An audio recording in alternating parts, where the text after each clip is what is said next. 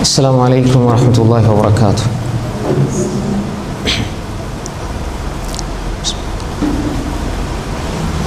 إن الحمد لله نحمده ونستعينه ونستغفره ونعوذ بالله من شرور أنفسنا ومن سيئات أعمالنا من يهده الله فلا مضل له ومن يضلل فلا هادي له وأشهد أن لا إله إلا الله وحده لا شريك له وأشهد أن محمدا عبده ورسوله أما بعد. அன்புள்ள சகோதரிகளே, தாய்மார்களே, அல்லாஹு தாலா எங்கள் மீது அன்பு கொண்டதன் காரணமாக அல்லாஹுடைய மாளிகையில் அல்லாஹுடைய மார்க்கத்தை படிப்பதற்காக எங்கள் எல்லோரையும் ஒன்று சேர்த்திருக்கிறான். அல்லாஹு தாலா யாரை நேசிக்கிறானோ, யாரை அல்லாஹ் விரும்புகிறானோ அவர்களுக்கு அல்லாஹ் மார்க்கத்தில் தெளிவை வழங்குவான். நபிகள் நாயகம் ஸல்லல்லாஹு அலைஹி வஸல்லம் அவர்கள் சொன்னார்கள், மையுரிதில்லாஹு பிஹி கைரன் யுஃபக்கிஹு ஃபித்தீன். அல்லாஹ் யாரை நேசிக்கிறானோ, யாரை அல்லாஹு தாலா விரும்புகிறானோ, அன்பு கொள்கிறானோ அவர்களுக்கு அல்லாஹ் மார்க்கத்தில் தெளிவை, விளக்கத்தை அல்லாஹ் கொடுப்பான். அந்த வகையில் அல்லாஹ் எங்களை அல்லாஹுடைய மாளிகையில் இந்த தீனை படிப்பதற்காக, மார்க்கத்தை படிப்பதற்காக அல்லாஹ் நம்ம எல்லோரையும் ஒன்று சேர்த்திருக்கிறான். அன்புக்குரிய சகோதரிகளே, தாய்மார்களே, இன்றைய நம்முடைய இந்த மார்க்க உரையினுடைய தலைப்பு உள்ளத்தை காயப்படுத்துபவர்கள், நோகடிப்பவர்கள், இந்த மனிதர்களோடு நாம் எப்படி நடந்து கொள்வது. இப்போ பொதுவாக நீங்கள் இந்த தலைப்பை ஒரு கூகுளில் அடித்தாலோ அல்லது யூடியூப்பில் அடித்தாலோ அதுக்கு தீர்வு வரும். ஆனால் குர்ஆன் சுன்ன அடிப்படையில் ஒரு பிரச்சனையை எப்படி அணுகுவது? ஒருவர் நம்மளை திட்டுகிற பொழுது அல்லது எங்களோட உள்ளம் நோகிற மாதிரி, காயப்படுற மாதிரி நடந்து கொள்கிற பொழுது நாங்கள் எப்படி நடந்து கொள்ளணும் என்பதை குர்ஆன் சுன்னாவில் இருந்து நாங்கள் படிக்கணும். பொதுவாக எல்லா தலைப்புகளையும் ஒவ்வொரு கண்ணோட்டத்தில் பேசுவார்கள். எல்லா விடயங்களுக்கும் ஒவ்வொரு தீர்வு இருக்கிறது. ஆனால் மார்க்கம் எந்த விடயத்தை எங்களுக்கு சொல்லித் தருதோ அதை நாங்கள் பின்பற்றும் பொழுது அதுக்கு நன்மை எழுதப்படும். அதே மாதிரி அது சரியான தீர்வை நமக்கு தரும். ஒரு பிரச்சனையை இந்த உலக கண்ணோட்டத்தில் அணுகி அவங்க கொடுக்குற தீர்ப்பை நாம் எடுக்கிற பொழுது சில பொழுது அது நமக்கே பாதகமாக அமைஞ்சிரும். நான் சொல்ல உங்களுக்கு விளங்குன்னு நினைக்கிறேன். உதாரணமாக, இன்றைக்கு உளவியல் பேசுவாங்க, கவுன்சிலிங் பண்ணுறவங்க, சைக்காலஜி பேசுகிறவங்க எல்லாம் பேசுகிற பொழுது ஈமான், இஸ்லாம், மார்க்க அறிவு இருந்தால் அவங்க ஓரளவு சரியாக பேசுவாங்க. இந்த சைட் மார்க்க அறிவு, ஈமான், இஸ்லாம் இது இல்லைண்டா அவங்க பேச்சுக்கள் எல்லாம் நாஸ்திகம், நாத்தியவாதிகள் மாதிரி பேசுவாங்க. அதாவது எல்லாமே உங்களோட சம்மந்தப்படுத்தி உங்களால் முடியும், நீங்கள் சாதிக்கலாம், எல்லாமே உங்களோட மனசோட சம்மந்தப்பட்டதுன்னு பேசுவாங்க. இது இஸ்லாம் அப்படி சொல்லுதில்லை, இஸ்லாம் அப்படி சொல்லாது. அப்போ ரெண்டையும் சரியாக புரிந்து கொள்ளணும். இஸ்லாம் என்ன சொல்லும்? நீங்கள் என்ன முயற்சி செஞ்சாலும் அல்லாஹ் நாடினால் நடக்கும். முயற்சி நாங்கள் செய்வோம். அதனால தான் நாங்கள் என்ன சொல்லுவோம், லா ஹவுல வலா குவத்த இல்லா பில்லா. எந்த நலவு செய்கிறதாக இருந்தாலும், பாவத்திலேருந்து எந்த பாவத்திலேருந்து விடுபடுறதாக இருந்தாலும் அல்லாஹ்வோட உதவி, தௌஃபீக் தேவை. நாங்கள் நினச்சா செய்யலாது, நாங்கள் முயற்சி செஞ்சாலும் முடியாது. ஆனால் அல்லாஹ் அதை நாடினால் முடியும். அப்படி தானே? சிலர் அவங்களோட முயற்சியில் வருவாங்க, ஆனால் ஷைத்தான் வந்து உட்கார்ந்தாலும் அவன் வழி தவறி செய்திடுவான், சிந்தனை மாற்றிடுவான். பார்க்குறோமா இல்லையா? அப்போ எனவே எல்லா விடயங்களிலும் அல்லாஹ்விடம் உதவி தேடியவனாக நாங்கள் செய்ய பழகணும். இது ஒரு அறிமுகத்துக்காக நான் சொல்கிறேன். அப்போ எந்த ஒரு விஷயத்திலையுமே அல்லாஹ்வுடைய தூதர் அதை விளங்கப்படுத்தின, வாழ்ந்து காட்டின சஹாபாக்கள் இந்த வழிமுறையில் நாங்கள் எதை பார்த்தாலும் அதில் நமக்கு நிச்சயமாக தீர்வு இருக்கும். அதே மாதிரி அது ஒரு இபாதத்தாகவும் இருக்கும். அது அல்லாமல் உலக வளமையில் நான் இப்போ பேசும்பொழுது, சொல்லும் பொழுது சில விடயங்களை தவறாக சொல்லப்படுற விஷயங்களையும் சுட்டி காட்டி நான் சொல்லுவேன். அப்போ உங்களுக்கு விளங்கி கொள்ளலாம். அப்போ எந்த ஒரு விஷயத்தையும் உலகத்தினுடைய பார்வையில் அல்லது வேறு மதத்தவர்கள் பேசுவதை போல அல்லது நாங்கள் படித்த சில தத்துவங்களை வச்சு பேசுகிற பொழுது அது பாதிப்பு நமக்கு உண்டாகும், நமக்கு வாழ்க்கையில் அது தீர்வை தராது. அப்போ எனவே எந்த வார்த்தை உண்மையானது? அல்லாஹுடைய வார்த்தை. எந்த வழிமுறை சிறந்தது? நபிகள் நாயகம் ஸல்லல்லாஹு அலைஹி வஸல்லம் வழிமுறை. அப்போ இந்த வார்த்தை, இந்த வழிமுறை தான் நம்மளோட வாழ்க்கையில் உள்ளத்துக்கும் நிம்மதியை தரும், எங்களை சூழ இருக்கிறவங்களுக்கும் ஒரு அமைதியை கொடுக்கும், எங்களோட மனசுக்கு நிம்மதி தரும், அது நன்மையாக எழுதப்படும். உதாரணமாக நீங்கள் உங்கள்கிட்ட ஒரு ஆள் பேசுகிற பொழுது நீங்கள் மனசில் அவங்களோட ஒரு வகையான பொறாமையோட அல்லது வெறுப்போட நீங்கள் நடிக்கிறதுக்காக 4 வார்த்தை சொல்லுவீங்க. நீங்கள் நல்லா இருங்க, நீங்கள் எல்லாம் இந்த மோசமான ஆட்களில் நீங்கள் நல்ல மக்கள் எங்களுக்கு தெரியும் அப்படின்ட்டு நீங்கள் வாயால் சொல்கிறீங்க, உள்ளத்தால் வெறுத்து கொண்டு சொல்கிறீங்க. உள்ளத்தால் வெறுத்து கொண்டு அதே மாதிரி உள்ளத்தில் இவளை திருப்திப்படுத்தணும், அல்லாஹ்வுடைய அன்பை எதிர்பார்க்காம இவளை திருப்திப்படுத்தணும்னு சொல்லி நீங்கள் வெளியால் சொல்லும் பொழுது நீங்கள் நல்லவங்க, நீங்கள் மோசமான ஆட்கள் இல்லை, நீங்கள் இப்படி பண்ண ஆக்கள் நீங்கள் வாயால் சொல்கிறீங்க. இப்போ இந்த இடத்துல இந்த வார்த்தை அல்லா இடத்துல எந்த கூலியும் தராது. ஏன்னா நீங்கள் அல்லாஹ்க்கு செய்யலையே. ஆனால் சொன்ன வார்த்தையால் நீங்கள் உங்களை ஏமாற்றி கொள்வீங்க, அவங்களுக்கு அது ஒரு ஆறுதலாக இருக்கும். ஆனால் இது நீங்கள் சொன்ன வார்த்தை அது நன்மைக்குரியது இல்லை. இதே நீங்கள் ஒரு ஆள் வரும்பொழுது உங்களுக்கு உண்மையிலே மனசில் கஷ்டமாக இருக்குது, உண்மையிலே உங்களை நோவிச்ச ஒரு ஆள் தான் வாரார். இப்போ நீங்கள் மனசில் பொறுமையோட சரி பரவாயில்லை அல்லாஹ்வுக்காக 4 நல்ல வார்த்தையை சொல்லுவோம்னு சொல்லி 4 நல்ல வார்த்தை நீங்கள் அல்லாஹ்வுக்காக வேண்டி சொன்னீங்கண்டா ரசூல் என்ன சொன்னாங்க? அல் கலிமத்து தய்யிபா சதகான்னாங்க. நல்ல வார்த்தை பேசுகிறது தர்மம்னு சொன்னாங்க. இப்போ இது நன்மையாக மாறுதா இல்லையா? அப்போ எனவே இந்த மாதிரி ஒவ்வொரு விஷயத்தை நாங்கள் என்ன செய்யணும்? மார்க்கத்தின் அடிப்படையில் தான் நாங்கள் பார்க்க வேண்டும். அப்போ அந்த அடிப்படையில் தான் இந்த உள்ளத்தை காயப்படுத்துறது என்பதை நாங்கள் முதலாவதாக புரிந்து கொள்வதுக்கு ஒரு விஷயத்தை சொல்கிறேன். உள்ளத்தை காயப்படுத்துறேன்னு சொன்னால், உள்ளத்தை காயப்படுத்துகிறேன்னா 2 வகையில் இருக்கும்.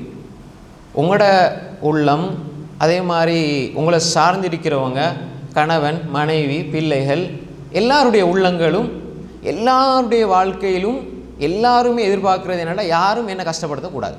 அப்படி தானே? யாரும் என்னை கஷ்டப்படுத்தக்கூடாது. கஷ்டப்படுத்துகிறவர் நினைக்கிறது என்ன யாரும் கஷ்டப்படுத்தக்கூடாது. ஒரு அடிப்படை என்ன? யாருமே என்ன கஷ்டப்படுத்தக்கூடாது, நான் நிம்மதியாக இருக்கணும். நாங்கள் எவ்வளோதான் ஒதுங்கி போனாலும், நாங்கள் எவ்வளோதான் நல்லது செஞ்சாலும் எங்களுக்கு திரும்ப அநியாயம் செய்கிறாங்களே என்று நினச்சி நம்ம கஷ்டப்படுறோமா இல்லையா? இப்போ நாங்கள் விளங்கிக் கொள்ளணும் என்னென்னா,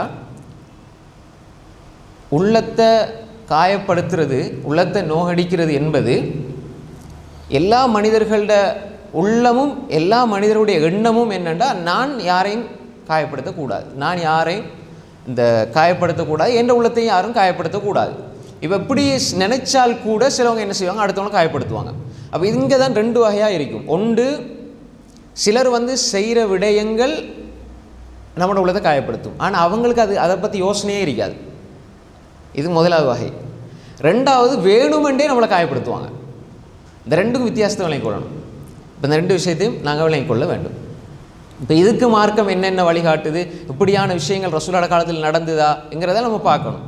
இப்போ உதாரணமாக எங்களோட உள்ளத்தை முதலாவது வகையில் இருக்கும் பொழுது நாங்கள் எங்களோட உள்ளத்தை முதலாவது நாங்கள் சரியான நிலையில் வச்சுக்கொள்ளணும்.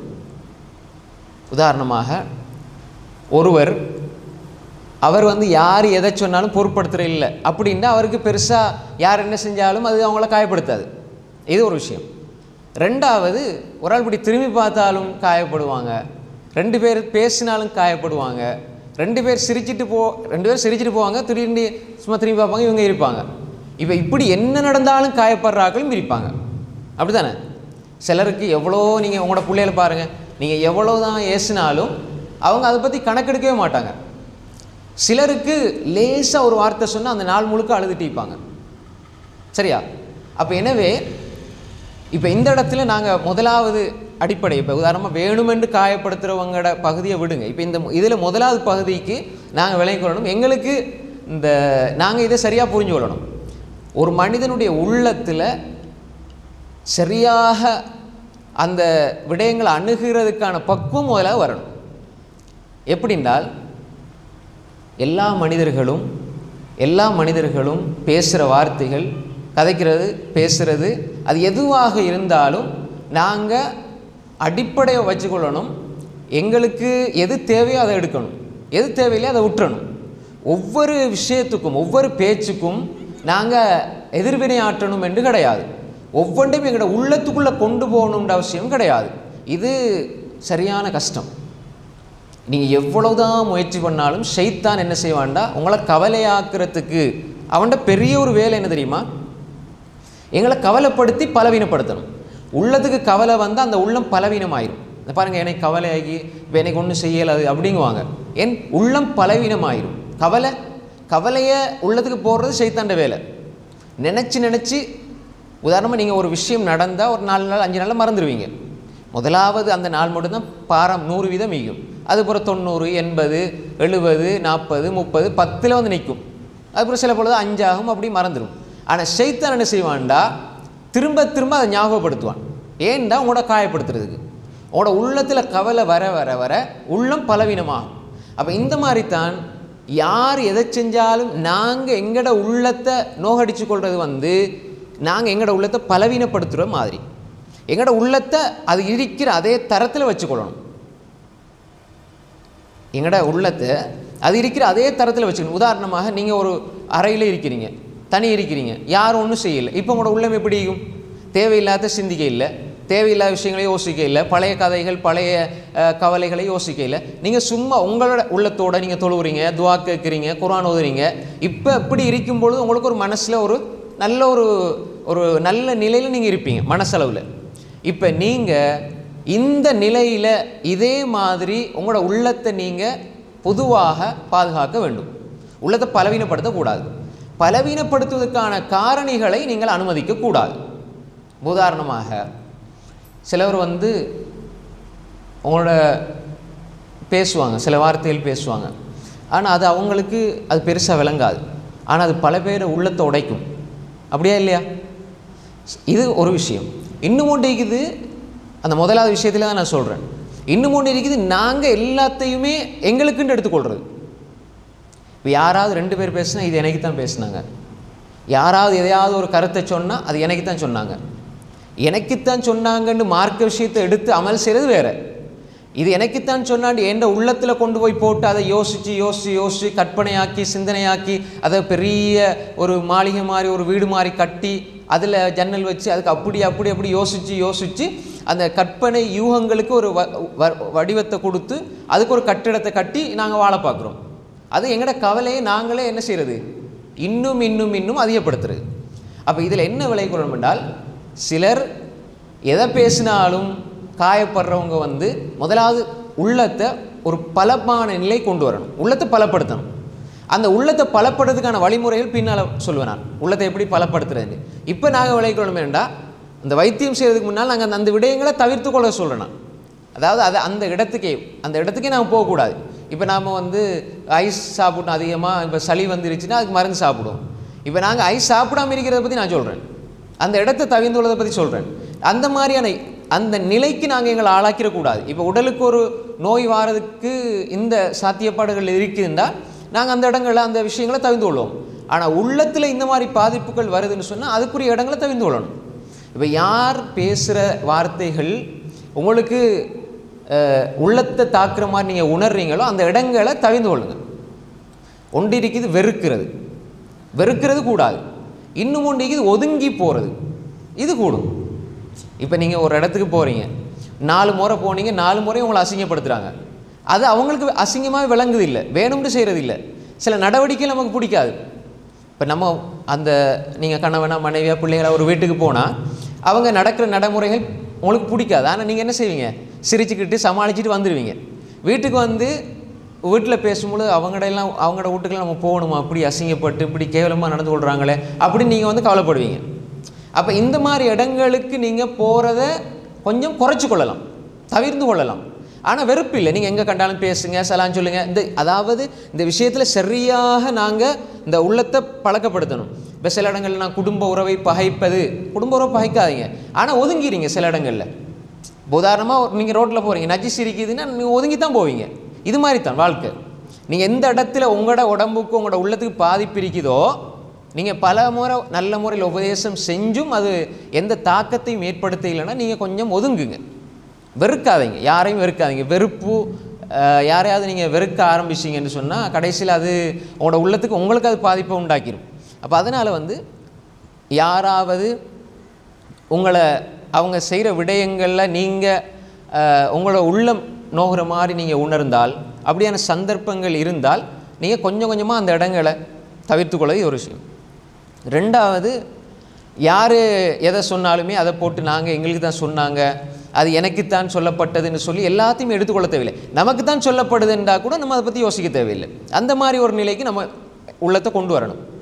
மூணாவது ஒரு விஷயம் இருக்குது என்னென்னு சொன்னால், இப்போ நாங்கள் எங்களை தெரியாமல் காயப்படுத்துகிறவங்க அவங்க ஒரு நல்ல மனோநிலையில் அவங்க இருப்பாங்க, அவங்களே அறியாமல் செய்கிறாங்க, அவங்களுக்கு தெரியாதுண்டா நல்ல முறையில் அவங்கள கூப்பிட்டு தனிமையாக அவங்களுக்கு விளங்கப்படுத்தலாம். நீங்கள் இந்த மாதிரி செய்கிறதுனால எந்த மட்டும் இல்லை, வாரவங்க போகிறவங்க வீட்டுக்கு வாரவங்களுக்கு கூட மனசு காயப்படும். அதனால் நீங்கள் இதை கொஞ்சம் மென்மையாக நடந்து கொள்ளலாமே. இது எல்லாருக்கும் சொல்லலாது. இதை நீங்கள் சொன்னீங்கன்னா கடைசியில் அது பெரிய பிரச்சனையாகி சண்டையாகி என்ன நடக்கும், குடும்பத்துக்குள்ளே பிரச்சனை வந்துடும். அப்போ யார் எவருங்கிறத நீங்கள் விளங்கடி இவங்க சொன்னால் விளங்கி கொள்ளுவாங்க அப்படின்னு சொன்னால் அவங்கள கூப்பிட்டு மென்மையாக நீங்கள் இப்படி நடந்து கொள்ளாதீங்க, இப்படி நடந்து கொள்வதனால உங்களுக்கும் ஆபத்து வரும், எங்களுக்கும் ஆபத்து, குடும்ப அதாவது உறவுகளுக்கு மத்தியில் விரிசல் ஏற்படும், நட்புகளுக்கு மத்தியில் பிரிவு ஏற்படும், நல்ல முறையில் சொல்லலாம். அந்த 3 விஷயங்களையும் கடைப்பிடிக்கலாம். அதே மாதிரி இப்போ 2வது பகுதி ஒன்று இருக்குது. 2வது பகுதி வேணுமென்று காயப்படுத்துறது. வேணுமென்று ஒருவர் உங்களை காயப்படுத்துகிறாங்கண்டா இப்போ நாங்கள் என்ன செய்யணும்? இப்போ உலகத்தில் பார்வையில் யாராவது உங்களை எதிர்த்தால் காயப்படுத்தினால் என்ன செய்யணும்? நீங்கள் அது மாதிரி எதிர்த்து நில்லுங்க. உங்களை அசிங்கப்படுத்தினா என்ன தெரியுமா நீங்கள் செய்யணும்? யார் அசிங்கப்படுத்தினாங்களோ அவங்களுக்கு முன்னால் நீங்கள் நல்ல தலை நிமிர்ந்து வாழணும் அப்படின்னு சொல்லி கொடுப்பாங்க. அது தேவையில்லை. அசிங்கப்படுத்துகிறவங்களோட நோக்கம் நீங்கள் என்ன செய்யணும்? அந்த நேரத்தில் நீங்கள் கோவப்படணும், நீங்கள் ஒரு வெறுப்பை காட்டணும். இதுதான் அவங்களோட நோக்கமே தவிர அதுக்கப்புறம் உங்களோட வாழ்க்கையை அவங்க பார்த்துருக்க போகிறது இல்லை. அவங்க அசிங்கப்படுத்தி போட்டு அவங்களோட வேலை முடிஞ்சுதான் வேறு வேலைக்கு போயிடுவாங்க அவங்க அடுத்தவங்களோட நோக்கி. இப்போ நாங்கள் வைராக்கியம் வச்சு நாங்கள் எதுக்கு போகணுமோ அதை விட்டு போட்டு இவனுக்கு முன்னால் வாழ்ந்து காட்டணும்னு சொல்லி சம்மந்தமே இல்லாத விஷயத்துக்குள்ளே நாங்கள் அதையே போட்டு நிறைச்சி வச்சுட்டு வாழ ஆரம்பிப்போம். கடைசியில் அது ஒரு பெரிய நோய். அது இன்றைக்கி தவறுதலாக வழிகாட்டுறாங்க. அதாவது எங்கே நீங்கள் விழுந்தீங்களோ அங்கே எழும்பி காட்டணும், விழுந்த இடத்துல எழும்பத்தான் வேணும். அதுக்குன்னு சொல்லி யாரை தட்டி விட்டான்னு சொல்லி தேடி தேடி தேடி நான் எழும்பிட்டேன் நான் நல்லா இருக்கிறேன், என் புள்ள நல்லா இருக்குது, இது கடைசியில் உங்களை மனநோயாளி ஆக்கிரும். அவருக்காக இவர் இல்லை, அப்படி இல்லை. உதாரணமாக நீங்கள் ரோட்டில் நடந்து போகிறீங்க. இப்போ நீங்கள் ஓரமாக தான் நடந்து போகிறீங்க, முன்னால் பின்னால் எல்லாம் பார்த்து தான் போகிறீங்க. திடீர்னு ஒரு நாய் உங்களை கடிச்சிட்டு அல்லது விஷமான ஒன்று கடிச்சிருச்சு, பாம்பு ஏதோ கடிச்சிட்டு வைங்களேன். இப்போ நீங்கள் என்ன செய்வீங்க? உண்மையான புத்திசாலி என்ன செய்வோம்? எனக்கு விஷம் ஏறிடுச்சு, நாய் கடிச்சிட்டுனா என்ன செய்வேன்? நான் ஓடிப்போய் மருந்து செஞ்சு என் நோய் எனக்கு விஷம் ஏறாமல் நான் செத்து போகாமல் என் உயிரை பாதுகாக்கணும், அதுக்கு வைத்தியம் செய்யணும். அதானே புத்திசாலி அடையாளம். இப்போ நாயை கூப்பிட்டு நான் நல்லா தான் போனேன், நீங்கள் எதுக்கு எனக்கு கடிச்சிங்க, நான் உங்களுக்கு எதாவது அநியாயம் செஞ்சேனா, நீங்கள் என்கிட்ட மன்னிப்பு கேளுங்க அப்படின்னு நாய்க்கு நீங்கள் கிளாஸ் எடுத்துட்டீங்கண்டா உங்களோட உயிரை நீங்கள் மாய்ச்சி கொள்வீங்க. அல்லது பாம்பை கூப்பிட்டு பாம்பு கிளாஸ் எடுத்துட்டீங்கண்டா நீங்கள் தான் செத்து போவீங்க இல்லைச்சா? அப்போ இந்த இடத்துல ஒரு புத்திசாலி என்ன செய்வான்? இது மாதிரி தான் சில உறவுகள். அப்போ நான் உதாரணத்துக்கு சொல்கிறேன், மனிதர்கள் அப்படி கேவலமாக நான் உதாரணம் காட்டையில் இந்த பண்பு. அப்போ அல்லாஹ் குர்ஆன்ல அப்படி தானே சொல்லலாம், சில மிருக பண்புகளை உடையவர்கள் நல்லா சொல்லுவான். அப்போ இந்த மாதிரி யார் நம்மளை வேணுமென்னு நோகடிக்கிறாங்களோ, வேணுமென்று அநியாயம் செய்கிறாங்களோ, இவங்களை கூப்பிட்டு கிளாஸ் எடுத்து இவங்க திருந்துவாங்க, 2 வருஷத்துக்கு பிறகு திருந்தி வருவாங்க, எங்கிட்ட மன்னிப்பு கேட்பாங்க அப்படின்னு நீங்கள் நினச்சிட்டு இருந்தீங்கன்னா அது நடக்காது. சில பொழுது எப்பயாவது அரிதா 100ல் 1 அப்படி நடக்கும், விளங்குறது உணர்றது. அப்போ நாங்கள் எங்களோட நோக்கம் என்ன தெரியுமா? யாராவது ஒருத்தர் அநியாயம் செஞ்சால் நானும் அநியாயம் செய்யணும், அடித்தா திருப்பி அடிக்கணும், ஏசுனா திருப்பி ஏசணும், இதை வெற்றி நினச்சிருக்கிறோம். யாராவது ஏதாவது எங்களுக்கு எதிராக செயல்பட்டா அல்லது எங்களை அவமானப்படுத்தினா, எங்களை இழிவுபடுத்தினா, நான் வைராக்கியம் வச்சு நான் செஞ்சு காட்டுறேன், நான் உழைச்சி காட்டுறேன், நீங்கள் முன்னேறுங்க, நாங்கள் முன்னேறணும், நாங்கள் படிக்கணும், நல்ல இடத்துக்கு வரணும். எதற்காக வரணும்? நல்ல மனோநிலையிலிருந்து வரணும். வைராக்கியத்தில் இருந்து, பிடிவாதத்தில் இருந்து, வஞ்சகத்தில் இருந்து நான் அவனுக்காக செஞ்சு காட்டணும்னா ஒரு பிரயோசனம் இல்லை. அல்லது நாங்கள் யாராவது எங்களை அநியாயமாக நோவினைப்படுத்திட்டாங்க, காயப்படுத்திட்டாங்கண்டா இவனுக்கு ஒரு பாடத்தை படித்து கொடுக்கணும்னு வாழ்ந்தீங்கண்டா ஒரு காலமும் அது நடக்க போகிறதில்லை. உங்களோட நிம்மதியை நீங்கள் பறிச்சுக்கொள்வீங்க. இப்போ எங்களோட நோக்கம் என்ன? எங்களோட நோக்கம் நான் என் உள்ளம் நல்லா இருக்கணும், நான் நிம்மதியாக இருக்கணும். நான் நிம்மதியாக இருக்கணும், என் உள்ளம் நல்லா இருக்கணும்னு நான் நினச்சா அதில் தான் நம்ம கவனம் செலுத்தணுமே தவிர, எங்களுக்கு அநியாயம் செய்கிறவங்க, எங்களை திட்டுறவங்க, ஏசுகிறவங்க எல்லாரையும் கூப்பிட்டு கிளாஸ் எடுத்து எல்லாருக்கும் விளங்கப்படுத்தி எல்லாரையும் மன்னிப்பு கேட்க வச்சு அதை திருப்தியாக அதை ஏற்றுக்கொள்கிற நிலைக்கு நாங்கள் வரும் பொழுது அது சாத்தியமே இல்லை. 35-40 வருஷமாக ஒன்றா வாழ்கிற கணவனுடைய விஷயத்தையே நம்மளால் புரிஞ்சுக்க இயலாது, மனைவியோட விஷயத்தையே நம்மளால் புரிஞ்சுக்க இயலாது. அவள் என்ன நினைக்கிறா, எப்படி இருப்பா. 55 வயசுலேயும் டிவோர்ஸ் ஆகுறாங்க, 65 பேரன் பேத்தி கண்டுக்க போகிறவங்க டிவோர்ஸ் ஆகிறாங்க. அது தேவையாது, அது அவங்களுக்கு தேவையாக இருக்கும். அது என்ன காரணம்ன்றா அது இன்னும் அது வரைக்கும் புரிஞ்சு கொள்ள இல்லை, வாழ்க்கையோட தத்துவத்தை புரிஞ்சு கொள்ள இல்லை, இஸ்லாம் என்ன சொல்லுதுங்கிறத புரிஞ்சு கொள்ள இல்லை. சில கட்டங்களில் அவள் தான் முரண்பட்டாலும் பிள்ளைக்காக அப்படியே பொறுமையாக வாழ்கிற வாழ்க்கைன்னு ஒன்று இருக்குது. அப்படி நிறைய விஷயங்கள் இருக்குது, அது ஒரு தனியான தலைப்பு. அப்போ சொந்த மனைவியையே ஒரு மனிதனால் புரிஞ்சு ஒரு நிலைமையை கொண்டு வர இயலாது, சொந்த கணவனையே புரிஞ்சு ஒரு நிலை கொண்டு வர இயலாது. சொந்த பிள்ளை மடியில் போட்டு பெத்தெடுத்து அப்படியே 10-12 வருஷமாக வளர்த்த பிள்ளையே 25 வயசு வரைக்கும் நம்மளோட பேச்சை கட்டுப்படுறான். அதுக்கு பிறகு இவ தான் வேணும்னு ஒத்த காலம் நிற்கிறான். எங்களால் மாற்ற இயலாது. என்ன தான் சொன்னாலும் இல்லை, நீங்கள் இல்லாடி பரவாயில்ல, வாப்பா இல்லாடி பரவாயில்ல, நான் என்ன நினச்சே தான் செய்வேன். அப்போ சொந்த பிள்ளையே எங்களால் என்ன செய்யலாது, விளங்கப்படுத்தி திருத்தி மன்னிப்பு கேட்டு நல்ல முறையில் வாழ வைக்காதுண்டா எங்களை சூழ இருக்கிறவங்களை எப்படி நம்ம புரிஞ்சு அவங்கள எப்படி அவங்களுக்கு விளங்கப்படுத்தி அவங்க எப்படி அது திரும்பி மன்னிப்பு கேட்டு எப்படி அது சாத்தியமாகும்? சாத்தியமாகாது. எங்களோட மனசை கூட நம்மளால் கண்ட்ரோல் பண்ண இயலாது, பெரும்பாலும் எங்களோட மனசை கூட கட்டுப்படுத்த இயலாது. விளைஞ்சி அதுக்கு ஒரு உதாரணம், இப்போ நீங்கள் நல்லா அல்லாட பயத்தோடு அல்லாட அச்சத்தோடு தொழணும்னு தக்பீரை கட்டுவீங்க, அப்படி தானே தக்பீரை கட்டுவீங்க? தொழும்போது எப்படி நம்ம தக்பீரை கட்டுறோம்? அல்லாட சிந்தனையோட அல்லாட அச்சத்தோட தொழணுமுண்டு நல்ல பயானை கட்டுட்டு போய் தக்பீரை கட்டுவீங்க. முதலா ரக்காத்தில் அப்படியே போகும், 2ஆவது ரக்காத்தில் எங்கேயோ போகும் எங்களோட சிந்தனை எல்லாம். அப்போ எங்களோட மனசை அல்லாஹ்க்கு முன்னுக்கு இருக்கிற அந்த நிலையில் கூட எங்களோட கண்ட்ரோலில் எங்களோட சிந்தனை வைக்கலாட்டி அடுத்தவங்களோட சிந்தனை நாங்கள் எப்படி கண்ட்ரோல் வைக்க போகிறோம்? அடுத்தவங்களோட சிந்தனைக்கு எப்படி நாங்கள் வைத்து அதை விளங்கப்படுத்த போகிறோம்? ஆனால் அல்லாஹ் நாடினால் நல்லதை சொல்லும் பொழுது ஏற்றுக்கொள்கிறது அது மூமின்களுக்கு பயனளிக்கும், அது வேறு விஷயம். நல்லதை சொல்லும் பொழுது நல்ல விஷயங்களை நம்ம எத்தி வைக்கணும், அதை விடக்கூடாது. ஆனால் நாங்கள் எத்தி வைக்கிறது தான் கடமையை தவிர எங்களுக்கு என்ன விளை வரும் அதை நினச்சி கவலைப்படக்கூடாது. அதை நான் சொன்ன எல்லாம் கேட்கணும் அப்படின்னு நினைக்கவே இயலாது. நான் சொன்ன எல்லாம் விளங்கி கொள்ளணும், நான் சொல்கிறத கேட்கணும் அப்படின்னு நம்ம விளைவுகளுக்கு நாம் பொறுப்பில்லை, விளைவுகளுக்கு நாங்கள் பொறுப்பில்லை. ஆனால் நாங்கள் சொல்லலாம். அந்த சொல்கிற நோக்கம் என்ன? மூமின்களுக்கு பயனளிக்கும், அது நல்லவங்களுக்கு அது பிரயோசனமாக எடுத்துக்கொள்கிறவங்க அது பிரயோசனமாக எடுத்துக்கொள்வாங்க. அப்போ எனவே இந்த இடத்துல நாங்கள் என்ன புரிஞ்சுக்கணும் என்றால், யாராவது எங்களை வேண்டுமென்று காயப்படுத்தினால் அதை நாங்கள் கணக்கெடுக்கவே கூடாது. ஆனால் கஷ்டம் இது, அதை கண்டுகொள்ளக்கூடாது, அதை பற்றி அலட்டி கொள்ளக்கூடாது, அது நமக்கு தெரியுதுன்னு கூட காட்டிக்கொள்ளக்கூடாது. யாராவது உங்களை வேணுமென்றே காயப்படுத்துவாங்க, வேணுமென்றே காயப்படுத்தி வைப்பாங்க. இப்போ நீங்கள் அதை காயப்படுற மாதிரி காட்டுன்னா அவர் சந்தோஷமடைவார். நீங்கள் அதை கண்டுகொள்ளாமலே போகிறீங்க. இப்போ யார் காயப்படுத்தினாங்களோ சில பொழுது அவங்களுக்கே அது பிரச்சனை ஆயிடும். அது நமக்கு தேவையில்லை, அவன் பிரச்சனை இழைக்கிறானா இல்லையாங்கிறது நமக்கு தேவையில்லை. நான் எவ்வளோ இவங்களை காயப்படுத்துகிறேன், அவனோட நோக்கம் என்ன? உங்களோட உள்ளத்தை நோகடிக்கணும், உங்களோட உள்ளத்தில் பாதிப்பை ஏற்படுத்தணும், உங்களை எப்படியாவது நிம்மதி இழக்க செய்யணும் என்பது தான் நோக்கம். அது உலகம் சார்ந்த நோக்கமாக இருக்கலாம், அல்லது வேறு ஏதாவது பொறாமையாக இருக்கலாம், பல காரணங்களையும் வரும். இப்போ இதுக்கு ஒரு உதாரணமாக சொல்லதாக இருந்தால், இப்போ நீங்கள் ஒரு நல்ல சகோதரியாக வாழ்ந்துட்டு போயிடலாம், அதுக்கு லேசாக வாழ்ந்துடலாம், அதுக்கு கஷ்டப்பட தேவையில்லை. நல்ல உம்மாவாக வாழ்ந்துட்டு போகலாம், அதுக்கு கஷ்டப்பட தேவையில்லை. ஆனால் நல்ல மகளாகவும் வாழ்ந்துட்டு போயிடலாம். நல்ல மனைவியாக வாழ்றது இருக்குதே, அது சரியான கஷ்டம்.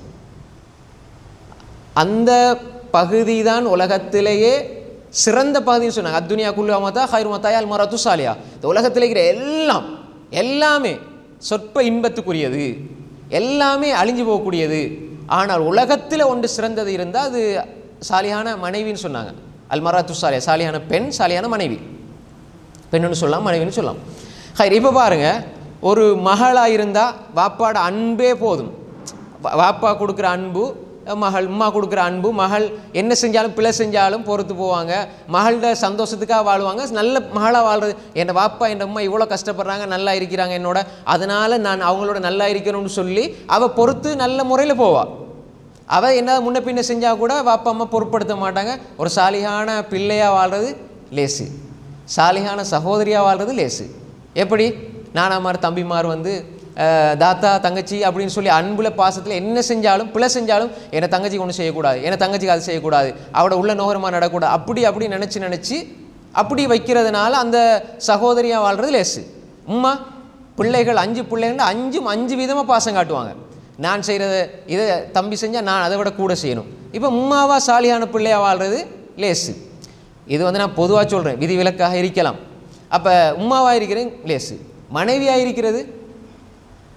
இருக்கிறது எவ்வளோ, மனைவியாக இருந்து சாலிகான பெண்ணாக வாழ்கிறது எவ்வளோ கஷ்டம்டா. உதாரணமாக எங்கே புதுசாக ஒரு கணவனுடைய அறிமுகம் கிடைக்குது, திருமணம் ஒப்பந்தம் செஞ்சு திருமணம் முடிக்கிறாங்க. இப்போ கணவன் வந்து ஒரு புதிய ஒரு முகம், இப்போ அவருக்குள்ளே என்ன இருக்குதுங்கிறத பார்க்கணும்.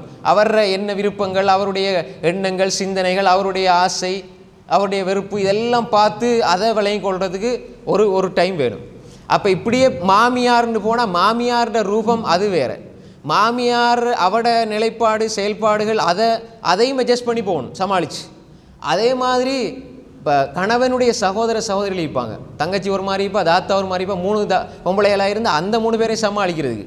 அதே மாதிரி மாமனார் ஒரு மாதிரி இருப்பார், அதே மாதிரி இவங்களோட சொந்தங்கள், இப்படி பல முகங்களுக்குள்ளே இருந்து வாழ்ந்து சாலிகான ஒரு பெண்ணுன்னு பட்டம் எடுக்கிறதுங்கிறதுக்கே அதுதான் உலகத்தில் பெரிய ஒரு அந்தஸ்து. ஒரு இத்தனை பேரையும் சமாளித்து திருமணம் முடிச்ச பிறகு சொந்த வாப்பாட மனநிலை மாறும், சொந்த உம்மாட மனநிலை மாறும், சொந்த சகோதரிகளோட மனநிலை மாறும். கல்யாணம் முடித்து ஏதாவது நிர்பந்த சூழ்நிலையில் 2 மாதம் வீட்டுக்கு வராட்டி தம்பி ஒரு மாதிரி பேசுவார், நானா ஒரு மாதிரி பேசுவான், அதே மாதிரி வந்து வாப்பா ஒரு மாதிரி, இப்படி எல்லா பேச்சுக்களுக்குள்ளேயும் இருந்து ஒரு பெண்மணி சாலிகான பெண்மணியாக வாரங்கிறது சாதாரண விஷயம் இல்லை. அப்போ இதுதான் பெரிய ஒரு பாக்கியம். இந்த பாக்கியம் எல்லாத்தையுமே ஒரு சமாளித்து போகிற நிலையில் ஒருவர் இருக்கணும். நான் ஏன் சொன்னேன்டா, இப்போ உள்ளத்தை காயப்படுத்துகிறேன்னு சொல்லும் பொழுது ஒரு இடத்துல காயப்படுத்துகிற விஷயம் நடந்தால் பரவாயில்லை, எல்லா இடங்கள்லையும் காயப்படுத்துகிற மாதிரி இருந்தால் இப்போ நாங்கள் எப்படி நடந்து கொள்வது? இதுக்கு அல்லாஹ் தஆலா ஒரு தீர்வு சொல்கிறான். அல்லாஹ் தஆலா என்ன சொல்கிறான்? வலகத் நஅலமு அன்னக யதீகு சதுருக பிமா யகூலூன். நபி ஸல்லல்லாஹு அலைஹி வஸல்லம் அவங்களுக்கு சில மனிதர்கள், காஃபிர்கள், முனாஃபிக்களுடைய வார்த்தைகளை சொல்லும்போது ரசூலோட உள்ளம் அப்படி கவலையாச்சு. இப்போ நீங்கள் பொதுவாக அந்த மாதிரி இடங்கள்ல இருந்து, இப்போ பொதுவாக நான் ஆரம்பத்தில் சொன்ன விஷயங்கள், அதாவது உள்ளம் நோகடிக்கப்படுறீங்க வேணுமென்று, அல்லது தெரியாமல் எல்லாத்துக்குமே உள்ளம் நோகுது, அல்லது வேணுமென்று உள்ளத்தை நோகடிக்கிறாங்க. இந்த எல்லா நிலைகளிலும் உள்ளம் ஒருவருடைய வார்த்தையால் நோகடிக்கப்படுதுன்னா நீங்கள் என்ன செய்யணும்? பொதுவாக இப்படி நீங்கள் உணர்றீங்க, என்ன உள்ளம் பலவீனமாக இருக்குது, எல்லாத்துக்குமே நான் ரியாக்ட் பண்ணுறேன், எல்லா கவலைகளும் பெருசாக எனக்கு தெரியுது, அதே மாதிரி வேணுமென்று என்ன டார்கெட் பண்ணுறாங்க, இப்போ நான் என்ன செய்கிறது? அல்லாஹ் சொல்கிறான், வலகத் நஅலமு அன்னக யதீகு சதுருக பிமா யகூலூன்.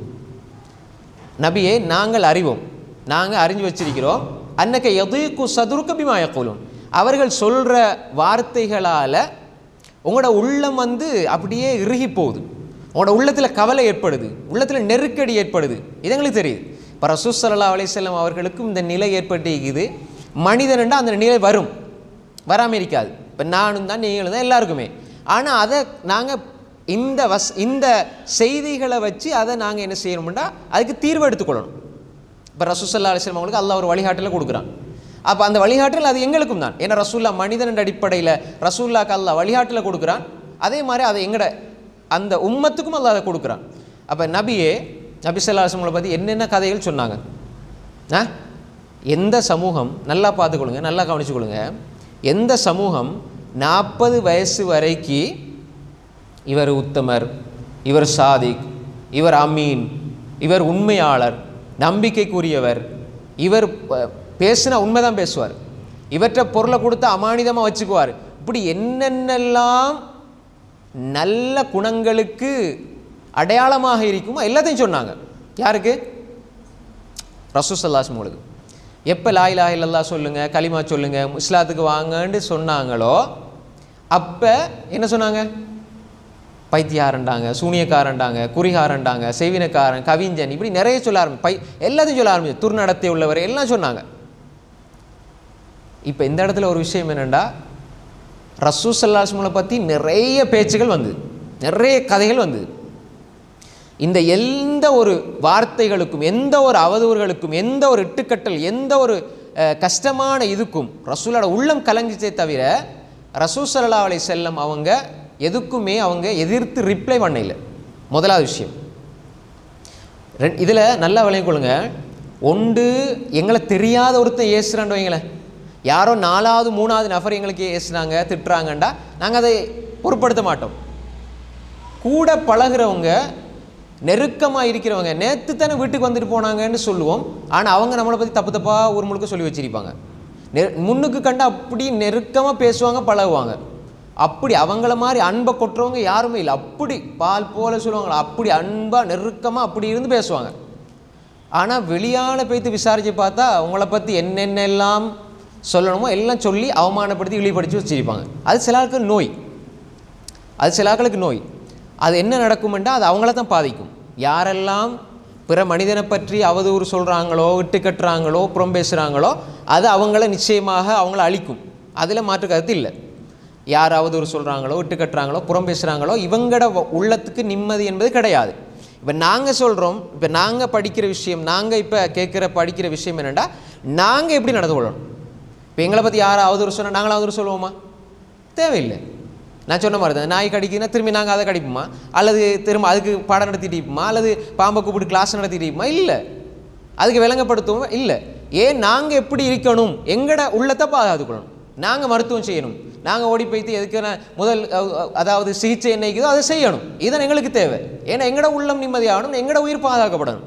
அப்போ இந்த இடத்துல நாங்கள் புரிஞ்சு கொள்ளணும், எங்களோட பழகுவாங்க, அது ஏன் செய்கிறாங்கன்னே தெரியாது. நான் உங்களுக்கு எந்த அநியாயம் செய்யலையே, ஆனால் நீங்கள் இப்படிலாம் சொல்கிறீங்களேன்னா அது அவங்களுக்கு ஆன்சர் இருக்காது. அது அவங்களோட ஒரு பழக்கம். அதை பற்றி அவங்க பொருட்படுத்தவே மாட்டாங்க, அதை யோசிக்கவே மாட்டாங்க, அது பிளண்டு கூட நினைக்க மாட்டாங்க. நம்ம பார்க்குறோமா இல்லையா? தொழில் ரீதியாக பார்க்கலாம், குடும்ப ரீதியாக பார்க்கலாம், சொந்த உறவுக்குள்ளே நெருக்கமாக இருப்பாங்க. எப்படி நாங்கள் பழகிறோம்?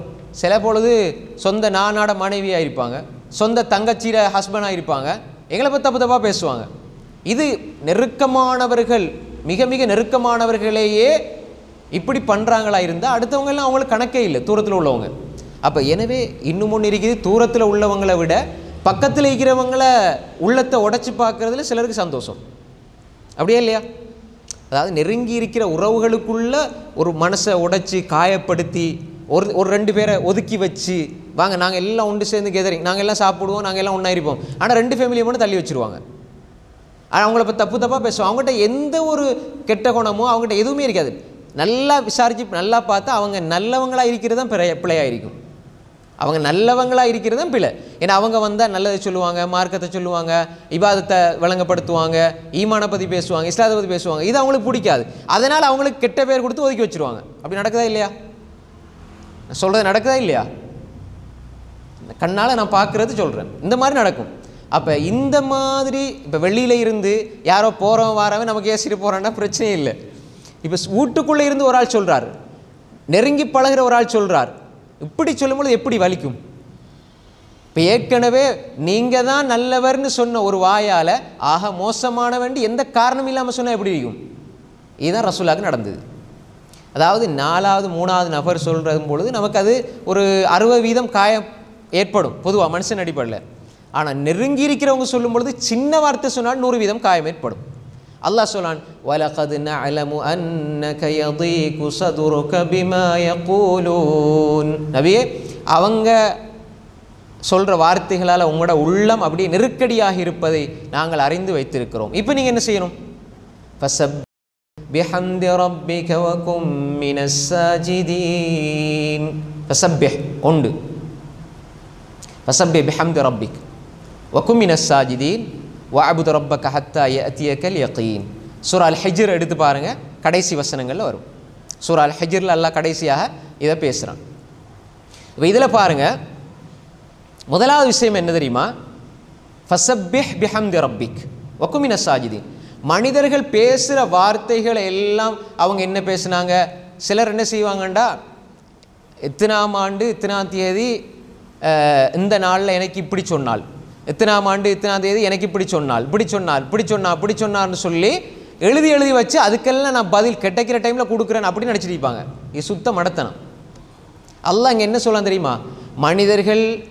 மனிதர்கள் உங்களை பிடிச்சா ஒன்று பேசுவாங்க, பிடிக்காட்டி ஒன்று பேசுவாங்க, சம்மந்தம் இல்லாமல் பேசுவாங்க. மனிதர்களுடைய பேச்சுக்கள் எல்லாம் நீங்கள் காதில் வாங்கி உங்களோட உள்ளத்தில் கொண்டு போய் வைத்து நீங்கள் அதுக்கு பதில் சொல்லணும்னு நினைக்காதீங்க.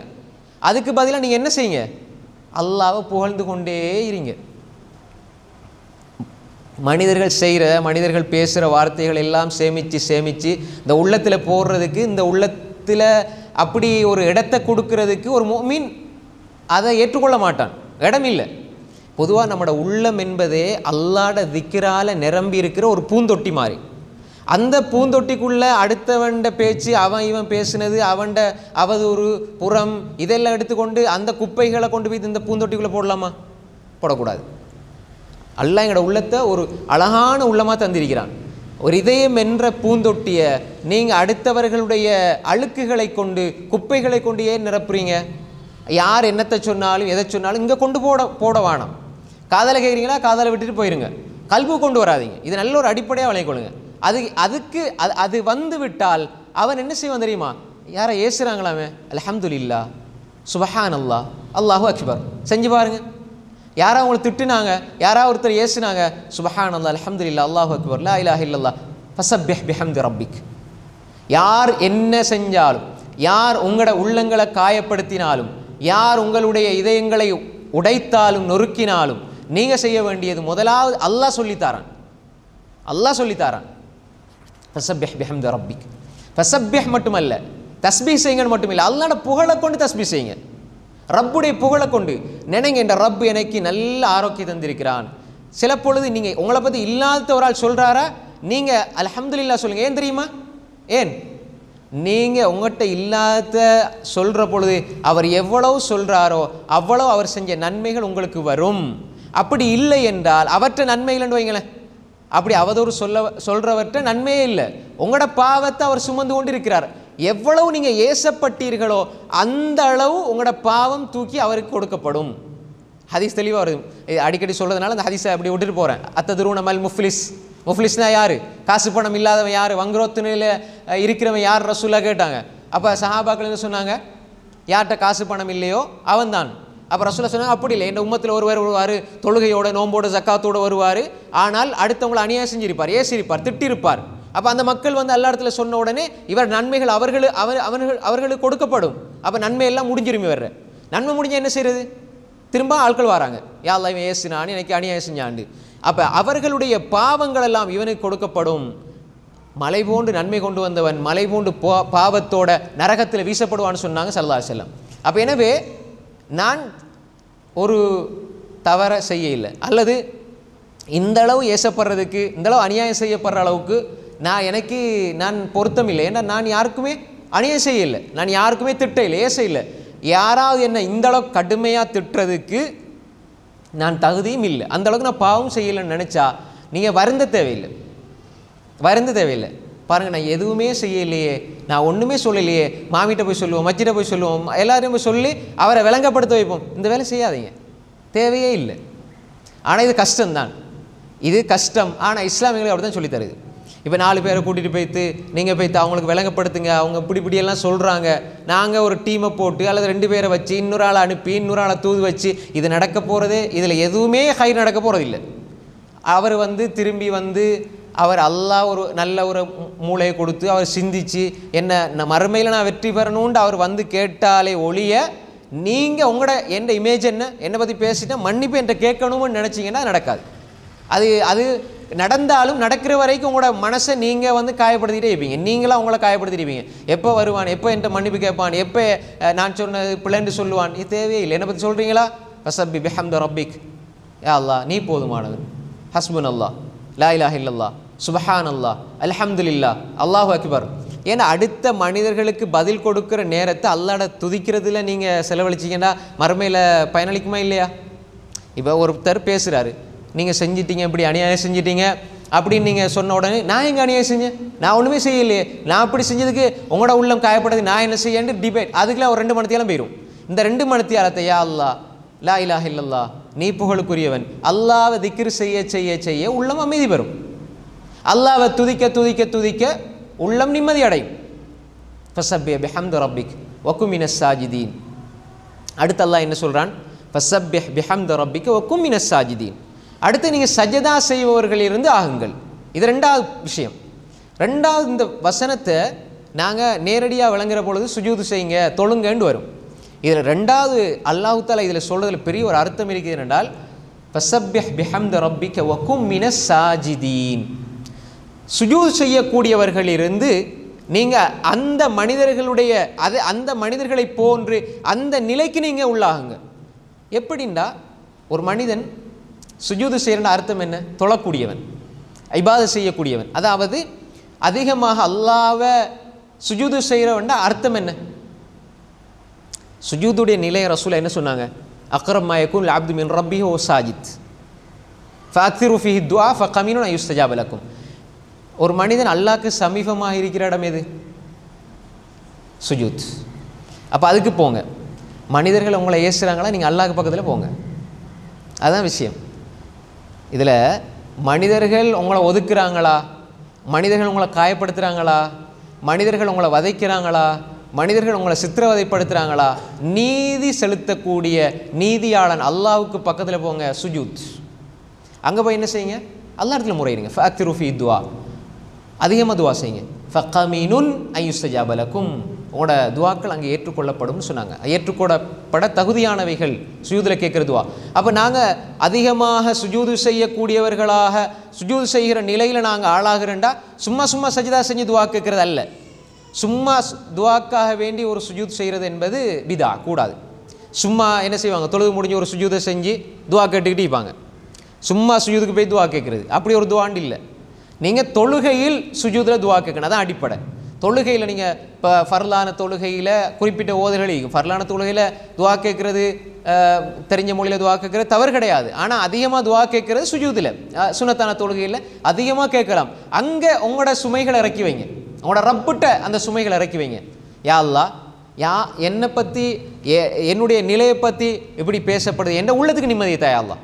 நாங்கள் யாருக்கும் சபிக்க தேவையில்லை, யாருக்கும் நாங்கள் சபிக்க தேவையில்லை. ஏன்னா யாருக்கும் நாங்கள் அநியாயம் நாடக்கூடாது. அது அவங்க செஞ்சாங்க என்பதனாலேயோ செய்யலை என்பதனாலேயோ அல்ல. ஒரு மூமின் எப்பயுமே அவனுக்கு நல்லதை கேட்பான், அவனுக்கு நல்லதை கேட்பான். யாரும் அநியாயம் செய்கிறாங்களா, யா அல்லாஹ் நீ பொறுப்படுத்திக்கொள், நீ என்ன செய்யணுமோ அதை பார்த்துக்கொள். அல்லது யா அல்லாஹ் இன்னும் எங்களோட உள்ளத்தில் யா அல்லாஹ் அவனை மன்னிச்சிட்றேன் அப்படின்னு நீங்கள் மன்னிச்சா கூட அல்லாஹ் உங்களை இன்னும் இன்னும் இன்னும் கண்ணியப்படுத்துவான். அது ஒரு வழிமுறை. இப்போ உதாரணமாக நீங்கள் போயிட்டு அல்லாஹ்விடத்தில் கேட்குறீங்க, யா அல்லாஹ் அவனுக்கு இது நடக்கணும், இது நடக்கணும், அது நடக்கணும், அது நடக்கணும், எதுவுமே நமக்கு தேவையில்லை. யா அல்லாஹ் எனக்கு இது தேவை, ஏண்ட உள்ளத்துக்கு நிம்மதி தேவை, நீங்கள் கேளுங்க. ஏண்ட உள்ளத்துக்கு அமைதி தேவை, யா அல்லாஹ் ஏண்ட உள்ளத்துக்கு சந்தோஷம் தேவை, ஏண்ட உள்ளத்துக்கு மகிழ்ச்சி தேவை, ஏண்ட வாழ்க்கை நிம்மதியாக இருக்கணும், ஏண்ட குடும்பம், ஏண்ட பிள்ளைகள், யா அல்லாஹ் முஸ்லீம்கள், இப்படி எல்லா மக்களுக்கும் துவா கேட்குற ஒரு நிலைக்கு நீங்கள் வந்தீங்கண்டா உங்களோட உள்ளம் அமைதி பெறும். யா அல்லாஹ் முஸ்லீம் உம்மத்துக்கு முழு முஸ்லீம்களுக்கும் நிம்மதியை கொடுன்னு நீங்கள் துவா கேட்குறீங்கண்டா, இப்போ நீங்கள் ஒரு ஆளுக்கு இன்னொரு ஆளுக்கு துவா கேட்டால், இப்போ நான் வெளியில் இருக்கிற ஒரு ஆளுக்கு, நீங்கள் வெளியில் இருக்கிற ஒரு ஆளுக்கு யா அல்லாஹ், உதாரணமாக உங்களோட நண்பி ஒரு ஆள்னு வச்சுக்கொள்ளுங்களேன், அவங்களுக்கு நீங்கள் சொல்லி யா அல்லாஹ் அவளுக்கு நல்ல ஒரு அருளை கொடு யா அல்லாஹ்னு நீங்கள் துவா கேட்டிங்கண்டா ஒரு மலக்கு சொல்லுவார், என்ன சொல்லுவார்? ஆமீன், அல்லாஹ் ஏற்றுக்கொண்டு துவா ஆமீன் சொல்லுவாங்க. ஹதீஸ், சஹீஹ் ஹதீஸ். சொல்லி போட்டு வலக்க பிமிஸ்ஸில், அதுபோன்று உங்களுக்கும் நடக்கட்டும்னு சொல்லுவாங்க. இது ஒரு ஆளுக்கு கேட்டால் இப்படி நடக்குதுண்டா, உலகம் முழுக்க இருக்கிறவங்களுக்கு நிலவை கொடுத்துட்டு நீங்கள் கேட்டால் மலக்கு ஆமீன் சொல்லி வலக்க விமிசில்னா உலகம் முழுக்க இருக்கிற மக்களுக்கு கிடைக்கிற அருள் உங்களுக்கு கிடைக்குமா இல்லையா? நான் சொல்லவேல இந்த ஹதீஸ். இப்போ நம்ம ஒரு ஆளுக்கு கேட்டால் அந்த ஒரு ஆளுக்கு கிடைக்கிற அருள் நமக்கும் கிடைக்குமெண்டா, இந்த முழு உலகத்துக்கும் கேட்டா எல்லா மக்களுக்கும் யா அல்லாஹ் அவங்களோட பாவத்தை மன்னிச்சிரு, யா அல்லாஹ் அவங்களுக்கு நல்ல ஒரு வழியை கொடுத்துரு, நல்ல வாழ்க்கையை கொடுத்துரு, நல்ல இஸ்லாத்தை கொடுத்துரு, நல்ல ஈமானை கொடுத்துருன்னு கேட்டால் மலக்கு என்ன சொல்றார்? ஆமீன், யா அல்லாஹ் இதை ஏற்றுக்கொண்டு சொல்லி போட்டு வலக்க விமிசில், உனக்கும் அது போல நடக்கட்டும் என்று மலக்கு உங்களுக்கு துவா செய்கிறேன்டா. அப்போ எப்படிப்பட்ட ஒரு நிலை! அப்போ சுஜூதுக்கு போங்க. சுஜூதுக்கு போய் உங்களுக்கு உங்களோட நிலைமைகள், உங்களோட பிரச்சனைகளை அல்லாஹ்விடத்தில் முன் வச்சு, யா அல்லாஹ் என்னை மன்னிச்சிரியா அல்லாஹ், என் தவறுகளை மன்னிச்சிரியா அல்லாஹ், நாங்கள் எங்கட பலவீனத்தை அல்லா இடத்துல முறையிடணும். ஒரு மூமின் எப்போ பலமானவனாகிறான், எப்போ ஒரு மூமின் பலமானவனாகிறான்டா அவன் தன்னை முதலாவது உணர்ந்து தன்னிட இருக்கிற தவறுகளுக்கு அல்லா இடத்துல மன்னிப்பு கேட்கணும். எப்பயுமே நான் அநியாயம் செய்யப்பட்டேன் என்பதனால நான் சுத்தமானவன் நினச்சிடவும் கூடாது. இப்போ என்ன நினைக்கிறோம், இப்போ நான் அநியாயம் செய்யப்பட்டேன் என்பதனால நான் சுத்தமானவனாக இருக்கிறேன் அப்படின்னு அர்த்தம் இல்லை. நான் என்னிடத்துலையும் தவறு இருக்கும், யா அல்லாஹ் அதை மன்னிச்சிரியா அல்லாஹ். எல்லா நபிமார்களும் கேட்ட துவாக்களை நீங்கள் பெரும்பாலும் எடுத்து பாருங்கள். ரப்பனா லலம்னா அன்ஃபுஸனா, ரப்பனா லலம்னா அன்ஃபுஸனா லா இலாஹ இல்லா அன்த சுப்ஹானக் இன்னி குன்து மினல் ஸாலிமீன். பாருங்கள், நாங்கள் எங்களுக்கு அநியாயம் செஞ்சிட்டோம். அப்போ யூனுஸ் அலைஹிஸ்ஸலாம் தான் சொன்னாங்க. அப்போ எல்லா நபிமார்களும் பெரும்பாலும் யா அல்லாஹ் நாங்கள் எங்களுக்கு அநியாயம் செஞ்சிட்டோம். அப்போ முழுக்க அவங்க உம்மத்தால் அநியாயம் செய்யப்பட்டாங்க. பார்த்தீங்களா? அதாவது நீ நபிமாரோட வரலாறுல எடுத்து பாருங்க, அவங்க உம்மத்தால் அநியாயம் செய்யப்பட்டிருப்பாங்க. ஆனால் அவங்க அல்லா இடத்துல சொன்னதெல்லாம் யா அல்லாஹ் நாங்கள் எங்களுக்கு அநியாயம் செஞ்சிட்டோம், யா அல்லாஹ் நஃப்ஸுக்கு அநியாயம் செஞ்சிட்டோம். எனவே அந்த ஒரு வழிமுறை எங்கிட்ட இருக்கணும். அப்போ அல்லாஹ் என்ன சொல்லான், வக்கும் மினஸ் சாஜிதீன். இதில் 2-3 விஷயங்கள் இருக்குது. ஒன்று, நாங்கள் அதிகமாக தொழுகையில் ஈடுபடணும், நஃபிலான வணக்கங்களை ஈடுபடணும். கரெக்டாக தொழுகையை தொழுது வரும் பொழுது தொழுகை ஒரு மூமினுக்கு நிம்மதியை தரும். அது தொழுகை கண்குளிர்ச்சி, இது ஒரு விஷயம். ரெண்டாவது, தொழுகையில் சுஜூத் அல்லாஹ் அடையாளப்படுத்துகிறான். சுஜூத் அல்லாஹ்க்கு நெருக்கமான இடம். அதில் நீங்கள் அதிகமாக பிரார்த்தனை துவா செய்யணும். அதில் துவாவில் எங்களுக்காக முழு உம்மத்துக்காக துவா கேட்கணும். எங்களோட உள்ளத்துக்கு நிம்மதியை நாங்கள் அங்கே போய்த்து கேட்கணும். இது ரெண்டாவது விஷயம். மூணாவது, இந்த வசனம், அதாவது தொழுகையின் மூலமாக சுஜூதின் மூலமாக நாங்கள் அல்லா இடத்துல துவா கேட்கணும், அல்லா இடத்துல எங்களோட சுமையை இறக்கி வைக்கணும். இந்த ஒரு நிலையில் ஒரு மூமின் இருக்கிற பொழுது அல்லாஹு தாலா அந்த உள்ளத்துக்கு, யார் உள்ளங்களை நோகடிக்கிறாங்களோ அவர்களுக்கு நீங்கள் பதுவா செய்யணும் என்றல்ல, நீங்கள் உங்களுக்கு துவா கேட்கறது மூலமாக அவருக்கு யாவது நல்ல அறிவை கொடு என்று சொல்வது மூலமாக உங்களோட உள்ளத்துக்கு ஒரு நிம்மதி அல்லாஹு தாலா ஏற்படுத்துவான். அதே மாதிரி அல்லாஹ் மூன்றாவது சொல்கிறான், வஅபுது ரப்பக ஹத்தா யஅதியக்கல் யகீன். யகீன் பொதுவாக இந்த யகீன் என்ற வார்த்தை உறுதிக்கு சொல்லப்படும். இந்த இடத்துல அல் யகீன் என்ற வார்த்தை எதுக்கு பயன்படுத்தப்படுது? மவுத். வஅபுது ரப்பக ஹத்தா யஅதியக்கல் யகீன். உங்களுக்கு மவுத்தும் வரும் வரை நீங்கள் இபாதத் செய்யுங்க, அல்லாஹ் வணங்குங்க. இப்போ ஒரு மனிதன் உங்களை காயப்படுத்துறதுக்கும் நீங்கள் அல்லாஹ் வணங்குறதுக்கும் என்ன தொடர்பு? அல்லாஹ் என்ன சொல்றான், வலக்க நபியே உங்களோட உள்ளம் கவலையில் இருக்குது, உங்களோட உள்ளத்தை காயப்படுத்துகிறாங்க, நீங்கள் எப்படி நடந்து கொள்ளணும்? நீங்கள் உங்களோட அல்லாஹ் வணங்குறதுல நீங்கள் உறுதியாக இருங்க, மௌத்து வரை அதில் உறுதியாக இருங்க. இப்போ என்ன விடயம் என்றால், ஒரு மனிதன் எப்போ இபாதத் செஞ்சு தன்னோட உள்ளத்தை உறுதிப்படுத்துவானோ அப்போ அடுத்தவங்க சொல்கிற விடயங்கள் அவனுக்கு பெரிய பாதிப்பை ஏற்படுத்தாது. எப்போ ஒரு மனிதன் இபாதத் குறையுமோ உள்ளம் பலவீனமாக ஆகும். நான் ஆரம்பத்தில் சொன்னேன், அதனால தான் யா முகல்லிபல் குலூப், ரசூல் அதிகமாக கேட்டாங்க. என்ன கேட்டாங்க சொல்லுங்கள்? யா முகல்லிபல் குலூப் சப்பித் கல்வி அலா தீனிக். உண்ட தீனில் உள்ளத்தை புரட்டுறவனே, யா முகல்லிபல் குலூப் இதயங்களை புரட்டுபவனே, சப்பித் கல்வி அலா தீனிக் உன்னுடைய தீனில் என்னை உள்ளத்தை உறுதிப்படுத்து. தீனில் உள்ளம் உறுதியாகிட்டுன்னு சொன்னால் எங்களுக்கு பழி வாங்கிறது, அதே மாதிரி எதிர்மறையாக செய்கிறது, அதே மாதிரி அடுத்தவங்களோட உள்ளத்தை காயப்படுத்துறது, அடுத்து எங்களோட உள்ளத்துக்கு எல்லாம் ஏசுறது பேசுறது எல்லாத்தையும் எடுத்து கொண்டு போய் போடுறது, இதெல்லாம் எங்களுக்கு அப்படி எங்களோட உள்ளத்தை விட்டு அப்புறமாயிரும். நீங்கள் அல்லாஹ்வோட இபாதத்தில் நிலையாயிருந்தா, மௌத்து வரை உறுதியாக இருந்தால் உங்களோட எண்ணமெல்லாம் எப்படி இருக்கும்? மௌத்து வரை நான் அல்லாஹ் வணங்கணும். அதுக்கு என்ன தேவை? ஏண்ட உள்ளத்தில் இஸ்திகாமத் தேவை, உறுதிப்பாடு தேவை. அப்போ அல்லாஹ்விடத்தில் கேட்டுக்கொண்டே இருப்போம். அப்போ அல்லாஹ் வணங்குறதுல ஒரு மனிதன் திளைத்து போக போக அவனுடைய உள்ளம் பலமாகும். பலமான உள்ளத்தை லேசாக காயப்படுத்த இயலாது. உள்ளம் பலவீனமாக இருந்தால் காயப்படுத்தலாம். உள்ளம் பலவீனமாக இருக்கிறவங்களை லேசாக காயப்படுத்துவாங்க. எப்படி காயப்படுத்துவாங்க தெரியுமா? லேசாக அப்படி கண்ணை காட்டிட்டு போனால் கூட போதும். அது உள்ளம் பலவீனமாக இருக்குது. அவங்க இன்னும் கொஞ்சம் அவங்களோட உள்ளத்தை பலப்படுத்தணும். அதுக்கு இந்த வழிமுறை, வஅபுது ரப்பக ஹத்தா யஅதியக்கல் யகீன். உறுதி வரும் வரை, மௌத்து வரும் வரை நீங்கள் இபாதத்தில் திளைத்திருங்க. அப்போ உள்ளத்தை நாங்கள் என்ன செய்யணும்? உறுதிப்படுத்தணும். உள்ளத்தை உறுதிப்படுத்தினால் இந்த விடயங்கள் உள்ளத்தை உறுதிப்படுத்துறது. அல்லாஹ்வை அதிகமாக தஸ்பீ செய்கிறது, அல்லாஹ்வை சுஜூது செய்கிறது, அல்லாஹ்வை மௌத்து வரை வணங்குறது, அல்லாஹ்வோட இபாதத்தில் இஸ்திகாமத்தாக இருக்கிறது, இதெல்லாம் உள்ளத்தை உறுதிப்படுத்தணும். அல்லாஹ் தஆலா உங்களோட உள்ளத்தை நோகடிக்கிறாங்க நீங்கள் மாறி ஏசுங்கன்னு சொல்ல இல்லை, 2 மலக்குமார் அனுப்புவான்னு கேட்க இல்லை. அல்லாஹ் என்ன சொல்கிறான்? நீங்கள் உங்களோட உள்ளத்தை பலப்படுத்துங்க. உங்களோட உள்ளத்தை நீங்கள் பலப்படுத்துங்க, உங்களோட உள்ளத்தை தைரியமாக வச்சுக்கொள்ளுங்க. யார் எதை சொன்னாலும் உங்களோட உள்ளத்தில் நீங்கள் அதை கொண்டு போகாதீங்க. காயப்படுத்துகிறவங்க காயப்படுத்தி தான் இருப்பாங்க. நாங்கள் அவங்கள நிரூபிக்கணும், அவங்களுக்கு அநியாயம் செய்யணும், எதிர்த்து பேசணும். இப்படி நாங்கள் செயல்படுவோமாக இருந்தால், அவங்கள விளங்க வைக்கணும், புரிய வைக்கணும்னு நினச்சா எங்களுடைய காலம், எங்களுடைய நேரம் வேஸ்ட் ஆகுமே தவிர அதில் எந்த பிரயோசனம் இல்லை, அதில் எந்த ஒரு நலவும் இல்லை. அதனால் இன்னும் கவலை தான் அதிகரிக்குமே தவிர அதில் எந்த லாபமும் இல்லை. அதனால தான் அல்லாஹ் தஆலா இதை சொல்கிறான். இன்னும் ஒரு பகுதி இருக்கிறேன்டா, முக்கியமான விஷயம். இப்போ சில இடங்களில் இன்னும் முதிர்ச்சியாக நீங்கள் நடந்து கொள்வீங்க. இந்த விஷயத்தை அல்லாஹ் சொல்கிறான் உங்களோட உள்ளத்தை பலப்படுத்துறதுக்கு. இன்னும் சில நடைமுறைகள் இருக்குதானே. உதாரணமாக நம்ம என்ன சொல்லுவாங்க, நீ உண்மையான ஒரு ஆளாக இருந்தால் நீ என்ன பேசி வெண்டு காட்டணும், நீ ஒன்றை பக்கம் நியாயம் இருக்குதானே, பேசி வெண்டு காட்டுன்னு சொல்லுவாங்க. என்ன மௌனமாக பேச தெரியாமல் ஊமையா நீ வாயை மூடிட்டு வந்துட்டா அப்படின்னு நம்ம அட்வைஸ் பண்ணுவோம். இது பிள்ளை. சில விஷயங்கள் நியாயங்களை சொல்லணும். நான் நல்லவனாக இருந்தால் அதை நல்லவனாக வாழ்ந்து தான் நிரூபிக்கணும், நம்ம வாயால் நிரூபிக்க தேவையில்லை. அதே மாதிரி நம்மகிட்ட பொறுமை, அதை செயல்படுத்த நிரூபிக்கணும். அதே மாதிரி சில நல்ல பண்புகளை நடைமுறைப்படுத்தி நிரூபிக்கணும். அல்லாஹு தஆலா வாழ்க்கையில் எல்லா நட்பண்புகளையும் உள்ளடக்கிய ஒரு வசனம் என்று அறிஞர்கள் சொல்லுவாங்க. வாழ்க்கையில் எல்லா நட்பண்புகளையும் உள்ளடக்கிய ஒரு வசனம் உண்டு, ஒரு வசனத்துக்கு சொல்லுவாங்க. குறிப்பாக இமாம் இப்னு கையிம் அல் ஜௌஸிய்யா ரஹ்மத்துல்லாஹி அலைஹி சொல்லும் பொழுது இது எல்லா நட்புணங்களையும் உள்ளடக்கிய வசனம்னு ஒரு வசனத்துக்கு சொல்லுவாங்க. ஹுதில் அஃப்வ வ அமுர் பில் உர்ஃபி வ அரித் அனில் ஜாஹிலீன். 3 விஷயங்கள். இந்த 3ஐயும் எடுத்துக்கிட்டால் ஒரு மனிதன் வாழ்க்கையில் எந்த மனிதன் காயப்படுத்த வந்தாலும் அவனுடைய நற்குணத்தால் அவனுடைய உள்ளத்தை பாதுகாத்து கொள்வான். முதலாவது இந்த வசனம் சூரா அல் ஆராஃப் 7வது அத்தியாயம் 199வது வசனம். 7:199 சூரா அல் ஆராஃப். ஹுதில் அஃப்வ, நபியே நீங்கள் மன்னிப்பை எடுத்துக்கொள்ளுங்கள். மூணாவது. 2வது அமுர் பில் உர்ஃப், நன்மையை ஏவுங்கள்.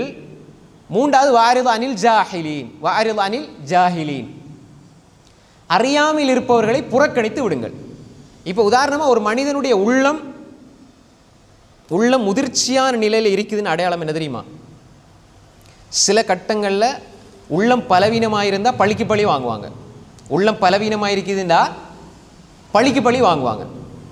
இப்போ எங்களோட உள்ளம் பலவீனமாக இருக்குன்னா என்ன தெரியுமா? யாராவது ஏசுனா நான் அவனுக்கு திரும்ப ஏசாத வரை நிம்மதி பெறாது. இப்போ என்ன அர்த்தம்? உள்ளம் பலவீனமாக இருக்குது.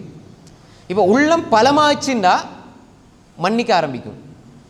உள்ளம் பலமாக இருக்குது, நான் மன்னிக்கிறேன், நான் விட்டுறேன், மன்னிக்க மறக்க ஆரம்பிச்சிடும்.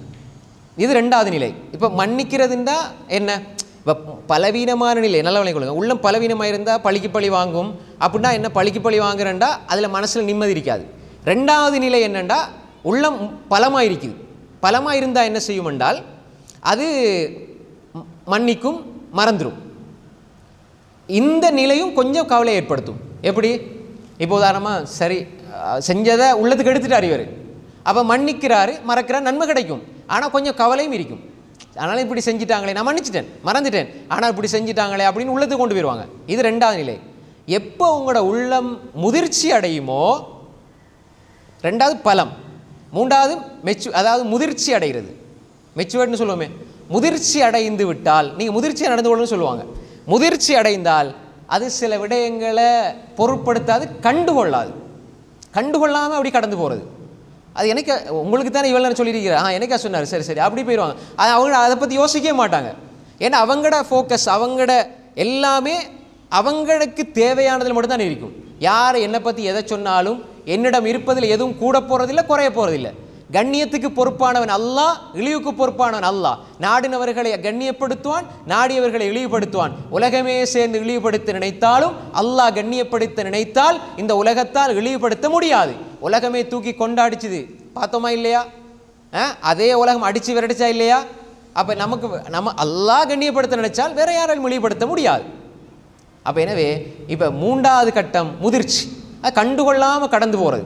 இது அல்லாஹ் சொல்கிறான். எப்படி பாருங்கள், ஹுதில் அஃப்வ, எல்லா நிலைகளும் உங்களுக்கு தெரிய வந்துட்டா மன்னிப்பு எடுத்துக்கொள்ளுங்க. யாராவது உங்களை பற்றி ஏதாவது சொல்லிட்டாங்களா, மன்னிச்சு பழகிருங்க. மன்னிச்சு பழகிறதுனால உங்களோட உள்ளம் நிம்மதி அடையும். அது தக்வாவினுடைய ஒரு அடையாளம். மன்னிக்கிறது இருக்குதே. இன்றைக்கு நிறைய பேருடைய பிரச்சனை ஈகோ. நிறைய பேருக்கு பிரச்சனை. நான் யார், நான் எப்படி மன்னிக்கிறது, நான் உம்மா, நான் மன்னிக்க மாட்டேன். உம்மாவா இருந்தால் என்ன, உம்மாவா இருந்தால் தக்குவா தேவையில்லையா, நரகத்துக்கு போகலாமா? உம்மாவா இருந்தால் பிள்ளைய மன்னிங்க. நான் மூத்தவன், நான் இளையவனை எப்படி மன்னிக்கிறது? இல்லை, யார் உயர்ந்த இடத்துல இருக்கிறாங்களோ அவங்க தான் உயர்ந்த குணத்தை காட்டணும். அழகுதா? சின்ன பிள்ளைகள் அறிவில் குறைஞ்சவங்கள்ட்ட நாம் பெரிய குணங்களை எதிர்பார்க்குறோம். அவன் என்கிட்ட வரணும். சின்ன பிள்ளை மதம் வேறு கலாச்சாரங்களை எப்படி சொல்லி கொடுப்பாங்க? மூத்த ஆக்கள்கிட்ட போய்த்து நீங்கள் மன்னிப்பு கேளுங்க. அப்படி இஸ்லாம் அப்படி சொல்ல இல்லை. நாங்கள் பெரிய ஆக்களாக, நாங்கள் நல்லவங்கன்ற அடையாளம் நாங்கள் மன்னிக்கணும், நாங்கள் விட்டு கொடுக்கணும். நான் மாமியார், நான் எப்படி மன்னிக்கிறது, எனக்கு தான் கட்டுப்படும். இல்லை, நான் என் மருமகளாக இருந்தாலும் அவளுக்கு நான் ஹித்மத் பணிவிட செய்வேன். யாருக்காக செய்கிறேன்? அல்லாவுக்காக. செஞ்சு பாருங்க, அல்லாஹ் அவங்களை கண்ணியப்படுத்துவான். ஏன்னா இன்றைக்கு சினிமா கலாச்சாரம் தானே. நான் சொன்னேன், நான் ஃபஸ்ட்டுக்கு அந்த நாத்திகமும் அதாவது குஃபுர் ஷிர்க்குடைய இதுகளை பார்த்து பார்த்து மாமியார் அநியாயம் செய்யுது. மாமியார்னால் கொஞ்சம் கடுமையாக இருக்கணும். இது என்ன மார்க்கம் இது? நீங்கள் உங்களோட மருமகளை ஒரு பிள்ளையாக பார்த்து ஒரு டீயை ஊற்றி கொடுங்க, பிள்ளையாக பார்த்து நல்ல வார்த்தையில் சொல்லி கொடுங்க. அல்லாஹ் உங்களை கண்ணியப்படுத்துவான். அல்லாஹ் உங்களை மென்மேலும் அல்லாஹ் உங்களுக்கு அருள்களை தருவான். இதெல்லாம் முஷ்ரிக்குகளை, காஃபிர்களை, யகூதி நசாராக்களை பார்த்துட்டு நானும் அப்படி வாழணும், அது மாதிரி ஏட்டிக்கு போட்டியாக செய்யணுமெண்டா எங்கே இஸ்லாம் இருக்குது? அப்போ நான் விட்டு கொடுக்கணும். நான் மன் தவாதா லில்லா, அல்லாவுக்காக பணிந்து போகிறவர் அல்லாஹ் உயர்த்துவான். நான் பணிஞ்சு போகிறேன். ஒரு சின்ன பிள்ளை வருதா, சின்ன பிள்ளை அங்காலங்களை பார்க்குது, அஸ்ஸலாமு அலைக்கும் வரஹ்மத்துல்லாஹி வபரகாத்துஹு சலாம் சொல்லி அந்த பிள்ளைக்கு நான் கையை கொடுத்துட்டு போனேன். நான் அப்போ தான் நான் ஒரு ஆலிம் அறிஞ்சேன். இல்லைன்னா நான் மடையன். அப்போ இந்த குணங்கள் வரணும். இன்றைக்கி என்ன ஊர் முழுக்க உலகம் முழுக்க எப்படி பேசுவாங்க, இதுங்குவாங்க. மனிதரை பார்த்தா சிரிக்க மாட்டாங்க, சலம் சொல்ல மாட்டாங்க. அப்போ நினச்சிக்குவாங்க நாங்கள் பெரிய ஆள். பெரிய ஆள்னா அவன்கிட்ட நற்குணம் இருக்கணும். உண்மையில் நல்ல குணம் உள்ளவன் தான் பெரிய ஆள். அப்போ நாங்கள் என்ன செய்யணும்? ஹுதில் ஆஃபு, நான் மன்னிக்கிறேன். வாப்பாவா மன்னிங்க, பிள்ளையை மன்னிங்க, தங்கச்சியை மன்னிங்க, மருமகளை மன்னிங்க. நல்ல அழகா நல்ல முறையில் அஹ்லாக்க வெளிப்படுத்தி ஹுதில் ஆஃபு இதை எடுத்துக்கொள்ளுங்க. இதை எடுத்தால் இது பெரிய நற்குணம். மோமீன்கள் தக்வா உள்ள மனிதர்களை பற்றி அல்லாஹ் சொல்லும் பொழுது வல் காதிமீனல் கைத வல் ஆஃபீன அனின் நாஸ், கோவத்தை விளையும் கொள்வாங்க. பார்த்தீங்களா, நல்லா குடுன்னு கொடுத்த மாமியார்னு அப்படி தான் கொடுக்கணும். இது தக்வா இல்லாத ஒரு பழக்கம். தக்வா அவங்ககிட்ட இல்லை. கோபத்தை அடக்கி கொள்வார்கள். பேசுனா நல்லதை பேசுவாங்க மோமீன்கள், அசிங்கத்தை பேச மாட்டாங்க. நாங்கள் என்ன செய்கிறோம்டா, இந்த உலகம் சொல்கிற உலகம் பார்க்குற பார்வையில் நல்லதை விளங்கி வச்சிருக்கிறோம். நல்லதை அல்லாஹ் ரசூல் சொல்லித்தரணும். வல் காதிமீனல் கைல், கோபம் வந்தது, அல்லாவுக்காக பொறுமை செஞ்சேன். அது என் மகன், அது என் மருமகள், அது என் தம்பி, அது என் நானா, அது என் உம்மா, அது என் வாப்பா, எதுவாக இருந்தாலும் அல்லாவுக்காக நான் பொறுமை செய்கிறேன், அல்லாவுக்காக மன்னிக்கிறேன். வாமுர் பில் உர்ஃப், நல்லதை ஏவிக்கிட்டே இருக்கணும். நல்லதை சொல்லுங்கள், நல்லபடியாக சொல்லுங்கள், நல்லதை சொல்லிக்கொண்டு. யாராவது உங்களுக்கு உங்களை பற்றி தப்பாக சொல்கிறாங்களா, அல்லாஹ் உங்களை கண்ணியப்படுத்துவானாக, அல்லாஹ் உங்களுக்கு நல்லதை தருவானாக. துவா செய்யுங்க, நீங்கள் நல்லதை செய்யுங்க, அல்லாஹ் உங்களை கைவிட மாட்டான். எங்களை யார் எங்களுக்கு உதவி செய்யணும்? அல்லாஹ். யார் எங்களை பொருந்தி கொள்ளணும்? அல்லாஹ். இந்த உலகத்தில் உங்களால் யாரையும் திருப்திப்படுத்த முடியாது. நீங்கள் சொல்லுங்க அப்போ, நான் ஒரு ஆளை திருப்திப்படுத்தி வச்சுக்கிறேன் சொல்லுங்க அப்போ. இப்போ நீங்கள் வந்திருக்கீங்க தானே, இவ்வளோ பேரில் யாராவது ஒரு ஆள், நான் ஒரு ஆளை முழுமையாக திருப்திப்படுத்தி வச்சிருக்கிறேன் சொல்லுங்க அப்போ. அவரை கூப்பிட்டு கேட்டால் சொல்லுவார், அரை மணி நேரம் பயன் பண்ணுவார். கடைசியில் 2 பேரும் சண்டை பிரிவுலாம் முடியும். யாரையும் திருப்திப்படுத்த இயலாது. ரிதன்னாஸ் காயத்துல்லா துதுரக், மனிதர்களுடைய திருப்தி என்பது அடைய முடியாத இலக்கு. அடைய முடியாத இலக்கை நோக்கி ஒருத்தன் போறானாய்ந்தால் அவன் பைத்தியாரனா இருப்பான். அடைய முடியாதுன்னு அவனுக்கு தெரியுது, ஆனால் அவன் அதை நோக்கி போறான்டா என்ன பிரயோசனம் இருக்கு? அவன் பைத்தியாரனா இருப்பான். அப்போ எனவே அடைய முடியுமான இலக்கு என்ன? அது அல்லாஹ்வுடைய அன்பு.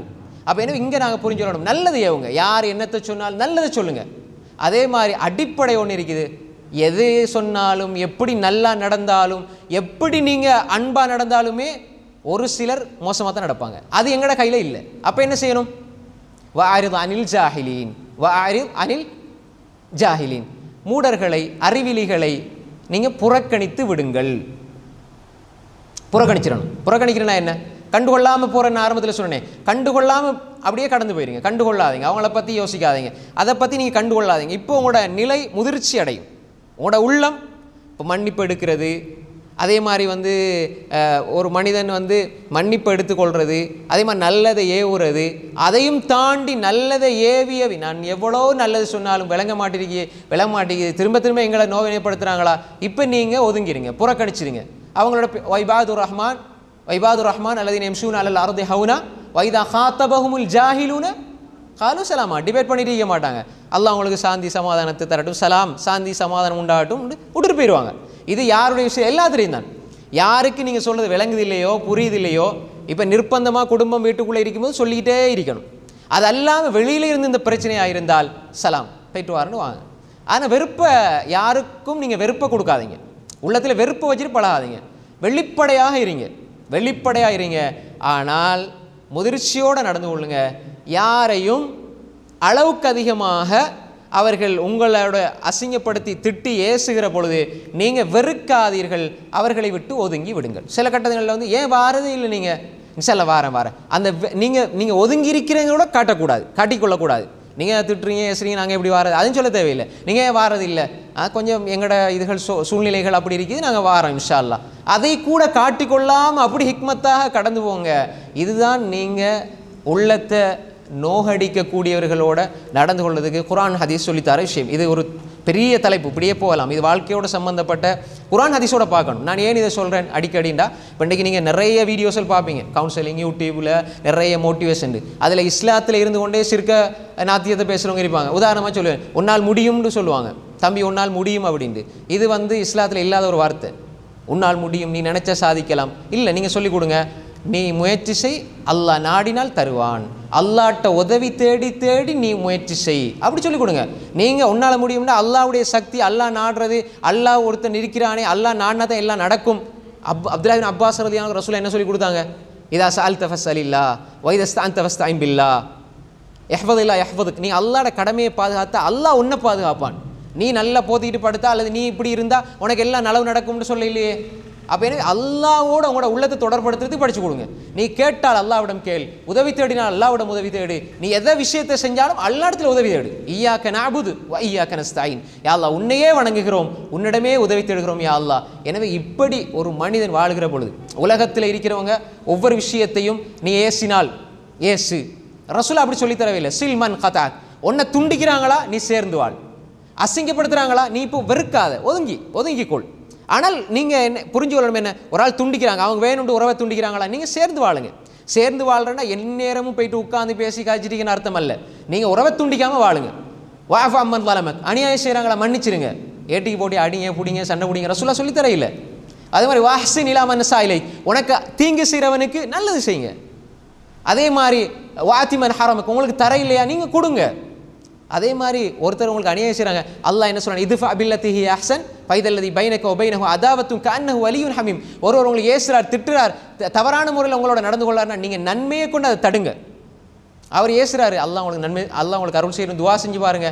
அப்போ யாருக்கும் உங்களுக்கும் இடையிலே குரோதம், விரோதம், பகைமை இருந்ததோ அவர்கள் கடைசியில் உற்ற நேசர்களாக மாறுவாங்க. நீங்கள் நடந்து கொள்கிற முறையில் இருக்குது.